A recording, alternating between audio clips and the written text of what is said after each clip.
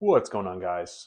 So, I was thinking about this over the weekend, and I wanted to make a video to help you guys out, or help anyone else that's watching this, help myself out with some lifting advice so you don't spin your wheels. I'm going to call this certified dad advice. All right. I'm a dad, two kids. So, this message is for myself, for you guys, and then for them when they're older. Because there was a period of time where I was spinning my wheels, not making any gains in the gym, and I don't want you to make the same mistake. So we're going to go ahead. I'm going to follow a timeline of myself and use that as an example as to what you can do to make sure that you're progressing and you're not spinning your wheels, with a couple simple tricks or simple things that you need to focus on to make sure you're making gains in the gym. All right. So we're going to start at the beginning. I'm going to put a picture up of me as a probably 13-year-old with my dad. So you'll see what I look like when I was a youngin'. And then I'll also put another picture of me a couple years later in high school, me playing the guitar, not lifting weights. Insert some guitar shredding here.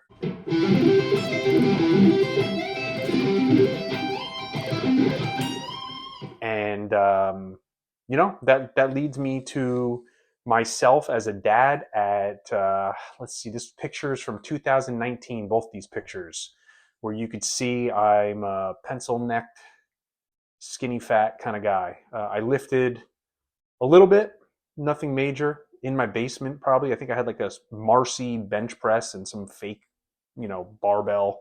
Nothing consistent. So I wasn't following any type of program, that's for sure. And what that got me was not great results.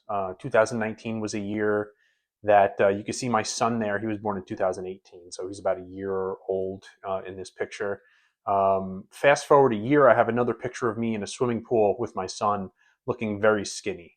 The first pictures and this picture, at some point, I was actually around the same weight I am now in the 170s. I had cut all the way down to 155 pounds while I was lifting. Severe, I guess, cut. I think I did it over 6 months. Didn't retain, or at this point looking back, I'm not sure if I should say I didn't retain muscle or if I just didn't have that much muscle anyway. So when I cut, I was pretty flat looking. Started lifting more consistently, buying more equipment.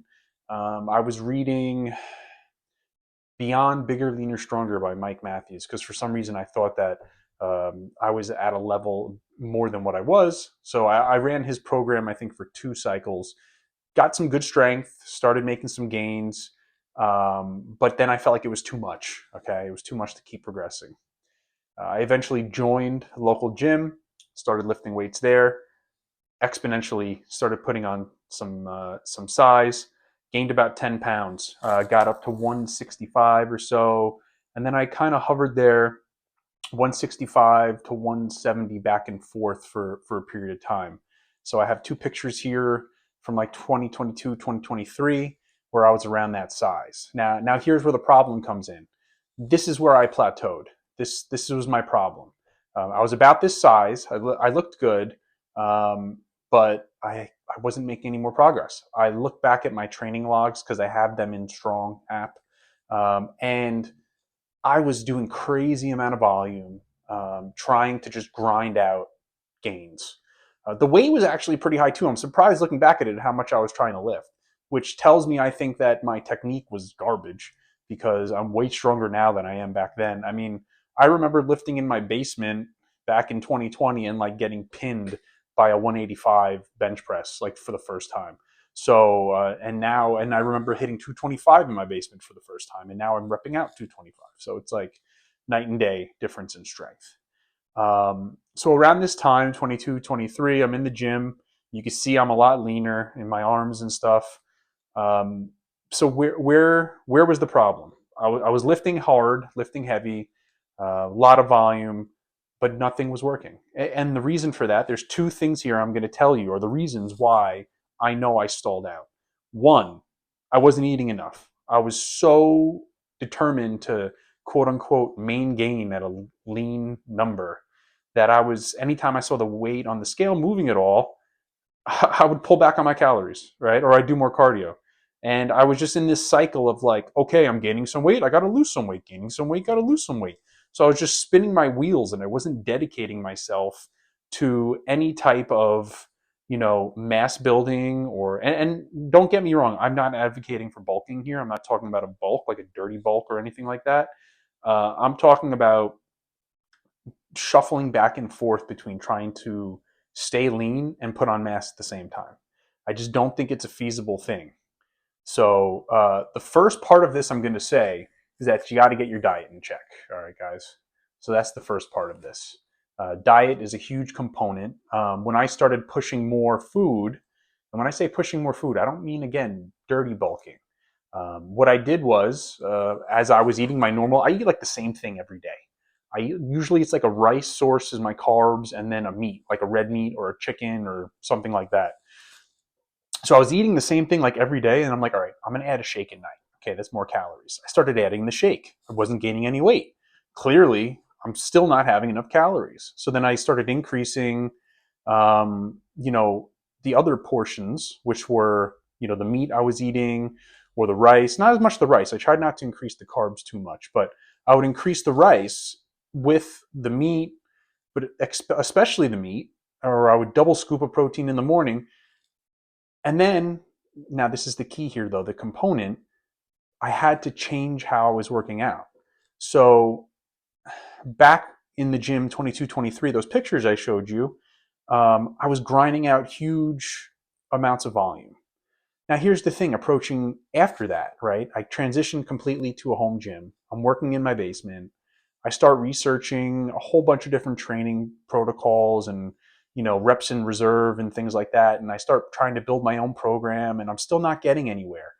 And then I realize, because I was working on a program and it talked about, how many reps to failure. And I realized I think I'm working out hard, but I'm not working out hard. I had like a set of 8 that I had to do. And when I got to 8, I was like, all right, keep going. How many more can you do? And I cranked out a whole bunch more. And it made me realize you're not lifting heavy enough. You're not lifting with enough intensity. If you can surpass the number of reps you're doing, you're clearly not lifting hard enough. So that completely changed everything. I mean, I went back and when I was doing all of my lifts, I would have myself go past the number on each one. And every time that I was able to exceed it and not get basically to a failure or one within failure, I knew that the next time I did this, I had to increase the weight, increase the weight, increase the weight. And I did this to the point where all of a sudden I didn't need all that volume I was doing. Now, I'm not advocating for just low volume work. Right now, I'm doing a program that's high volume. What I'm saying is that the volume, if it's too much and you're just still not even, pushing yourself, you're not going to grow. You're just going to be spinning your wheels. So if you're going to do high volume, you still need to make sure your reps in reserve are correct when you get to the end of the set. And like Greg Doucette says, like harder than the last time. Like, yeah, you got to push it as hard as you can in that set. Now, couple that with the food intake, right? You're pushing your calories. I started to grow. All of a sudden I put on more size. I was working harder, even though I was killing myself all those years with the volume, thinking that I was grinding out gains, but I wasn't. So this gets to sort of like the whole main gaining, bulking, cutting thing. Just eat. All right. Now, obviously, this doesn't apply if your body fat is already high. You need to cut, or you need to, realize what's going on there. You don't need to eat more calories at that point. But what I realized was if I tried to stay too close to maintenance, to like quote unquote main gain, I just never went anywhere because I wasn't eating enough. So you got to eat a little more in order to make sure you're hitting the calories you need.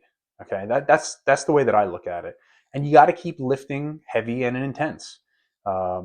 I love the science-based guys. I watch them all the time. I try to do a lot of their stuff, and it actually helped me so much with my technique on so many lifts. But in my opinion, you got to keep pushing it heavy. You got to keep pushing the intensity. You can't have 2 or 3 reps in reserve once you get past a certain point in your lifting career.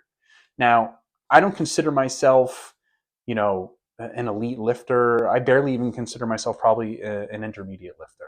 I'll put up pictures now of where I am with my current progress photos. So you could definitely, obviously, see the difference between the pictures I showed you at the beginning, the middle, and then the end of where I am. Am I as lean as I want to be? No, I need to cut some. But I definitely have made major progress in terms of building muscle. And I know that I can continue. I mean, I'm still sub 180 pounds. I'm like 5'10", 5'11". So I know that, one, I could put weight on in my legs because my lower body sucks.